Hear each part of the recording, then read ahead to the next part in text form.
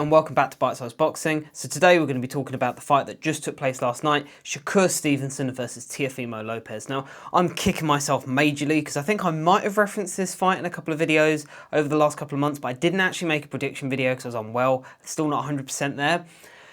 And I really wish I did, because unlike the prediction I did make, the Josh Kelly fight, this one I got spot on. I'll be honest, from the outside looking in, I didn't give Teofimo Lopez a chance in this fight, and that's how it played out. Now, a lot of people had this as sort of like a 50-50, and I'll be honest, I never saw that. Shakur Stevenson is a very slick outboxer. No, his style isn't always for me.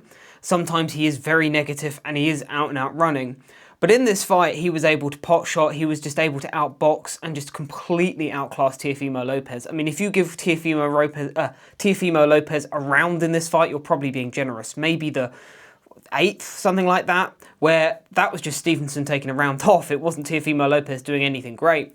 Now, the reason I was so bullish before this fight, again, I don't know if I really made any videos properly about this, but I probably did talk about it in passing. But the reason I was so bullish about it was that, you know, Teofimo Lopez has been outboxed by George Kambosos, for crying out loud. He's struggled with Jermaine Ortiz and that style. He's struggled with Sandor Martin. I mean, he really lost that fight against Martin. You know, Martin and Ortiz, they are two outboxers, and they really showed that Teofimo Lopez just cannot deal with movers. Now, Stevenson is that same style, but on a whole different level. So if you're getting outboxed by Jermaine Ortiz, if you're getting outboxed by Sandor Martin, you know, and you're really struggling in those fights, I don't buy that it wasn't that he just couldn't get up for those fights. It's a stylistic thing. And as I said earlier, and I touched on, George Kambosos outboxed this guy. A lot of people point towards that fight and go, oh, well, it was just lightning in a bottle. You know, Kambosos was the best he could have been that night. Teofimo Lopez was the worst, and he was ill-prepared, and he overlooked him. And I agree to that on an extent. But at the end of the day, he still got outboxed by George Kambosos, who... George Kambosos is not a great fighter. Yes, he picked up a load of belts. Yes, he, you know, on paper, achieved a lot. But he was more one of those people that was right place, right time. And it, as I say, stylistically, in the way he went about that, you know, George Kambosos isn't an outboxer. That's not really his style. And yet he was able to deploy that against Teofimo Lopez and just completely outbox him at spots in that fight. So how anybody ever thought that he was going to go in there against Shakur Stevenson and do much, I don't know. Because again, Shakur Stevenson, he's a southpaw, he's a mover, he's an outboxer, and these are the three things that historically Teofimo Lopez hates. And so you've got someone who is pretty much elite in all three of those categories. You know, he's one of the best southpaws out there, he's one of the best movers out there, and he's one of the best outboxers out there, pound for pound. Well, what did you think was going to happen?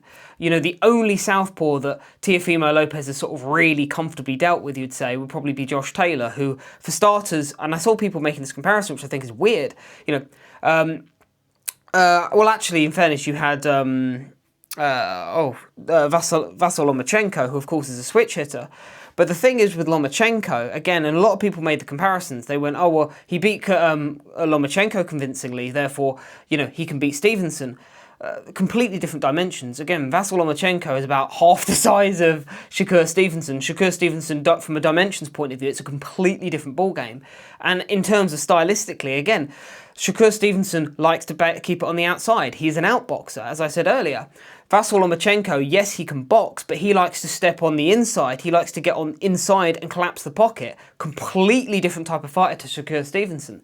So just because you can deal with Vasyl Lomachenko, who's a small guy who likes to get close and get on your chest, that doesn't mean that you can deal with a rangy outboxer in Shakur Stevenson. And as we saw, Teofimo Lopez couldn't. And again, the southpaw aspect, yes, he dealt with Josh Taylor, but for starters, that was a very much long in the tooth Josh Taylor. But also a Josh Taylor who, again, he likes to fight in the pocket. He likes to fight up close. Josh Taylor has never been an outboxer. Just because he's a southpaw, that doesn't mean that he likes to pop a jab and keep it long. That's never been his style, even in his prime. So, for me, I'm not surprised by the result. I see a lot of analysts who are really shocked. But for me, again, I got what I expected. Teofimo Lopez, he is a good fighter, but he has a kryptonite, and they are movers. You know, if you can put a jab on him and you can give him a few looks, Teofimo Lopez is a very one-dimensional fighter. And again, I also think it comes into the fact that from a training point of view, he has his dad there who He's hopeless in the corner, hopeless in this fight. He's been hopeless in numerous other fights.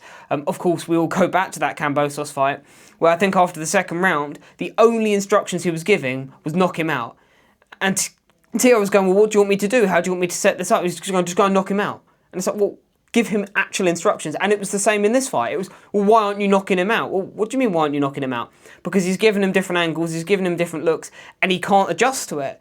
And rather than making any tactical adjustments at all, Teofimo Lopez basically just looked content just to get picked off and lose a UD. I mean, again, so the training setup is pretty hopeless from an outside looking in. And again, stylistically, this is a guy who just cannot handle movers. So I'm not surprised, but there we are.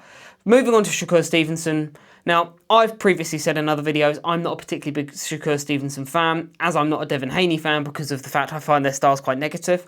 But I have to say in this fight, and in the fight against Cepeda, he's won me over a little bit in the fact that this isn't running, he's standing, he's trading, and he's actually outboxing, which is what I appreciate. You know, it's a bit more of that Crawford versus Canelo kind of boxing than just running out the ring, you know, trying to hop, you know, just basically don't hit me punches and try and stay on the outside. Stevenson wasn't doing that. Stephen was busting up Teofimo Lopez. He nearly got a knockdown, I think, in the fourth.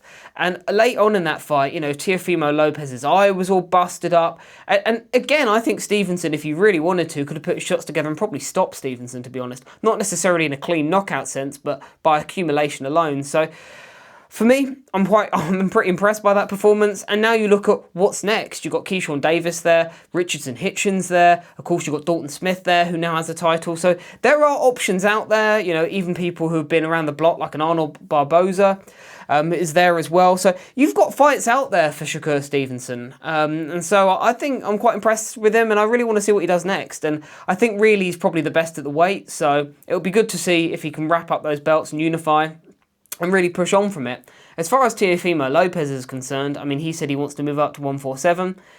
I mean, I don't think there's really much for him at 140, so it's probably a good idea. But, you know, 147 is a weak division, so there is a good chance he could pick up a belt there. But again, there's a flaw in Teofimo Lopez that we have seen now exposed time and time again. I mean, just because he only has 2 losses on his record, that doesn't mean that we haven't seen this, you know, flaw exposed before. He really should have lost to Sandor Martin. He was lucky at points in that Jermaine Ortiz fight. You know, we've seen now in 4 performances the way that you beat this guy. There is a very clear blueprint, and that is if you can keep it long, if you can outbox this guy, and if you can give him a bit of movement, there's not much he can do with you. So even if he does go up to 147, if he faces someone like a Devin Haney, for example, who can fight that style, I expect the exact same outcome again. So as far as Teofimo Lopez is concerned, it is what it is. He can probably step up to 147 and pick up a belt, but as I say, if he fights everyone up there, he'll lose again. It's as simple as that. You know, he's not a guy who can make adjustments on the fly. He's a pretty one-dimensional fighter, and as I say, I don't think he's got the training set up around him that is going to allow him to elevate beyond that. So that is what that is, but you let me know what you think about the fight, and yeah, take it easy, guys. Cheers.